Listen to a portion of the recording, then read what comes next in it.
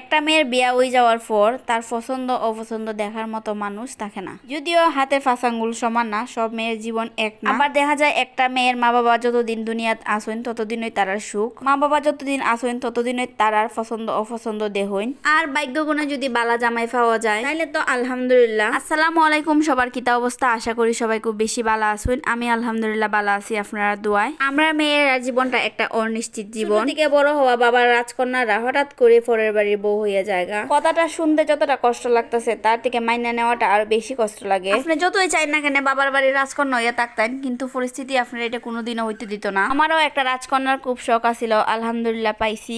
আর এখন নির্গুম রাত কাটাই। যখনই চিন্তা করি আমার মেয়েটারও একদিন পরের বাড়ির যেমন লাগবো, কোনো একটা সময় হয়তো আমিও থাকতাম না। আমার মেয়েটা এইটা পছন্দ করে ওইটা পছন্দ করে, এখন যাওয়া চিন্তা করি ওই সময় হয়তো আর কেউ চিন্তা করতো না।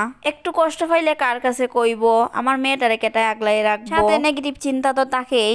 এখন যেভাবে চিন্তা করতেছি মেয়েটা বড় হইলে বিয়া দিলে কি আমি সবকিছু ভুলে যাই? আমি কি আমার সংসারের বেড়া জ্বালা তাইকা আমি আমার মেয়েটার কথা বারবার মনে করমু কি খাইতেছে কি করতেছে? আসলে চারপাশে অনেক মা বাবার এই দেখি সন্তানের তেমন একটা খোঁজ রাখে না। সব মা বাবা তার সমান হয় না। অনেকে মনে করে বিয়া দিয়ে দিছি কাম শেষ, এখন পরের বাড়ির বউ। আমার মেয়েটা মাছের মাথা পছন্দ করে, মুরগির রান পছন্দ করে, এই কথাটা বলার মতো মানুষ অনেক মেয়ের জীবনেই নাই। মেয়ের জীবনটা আসলেই অদ্ভুত।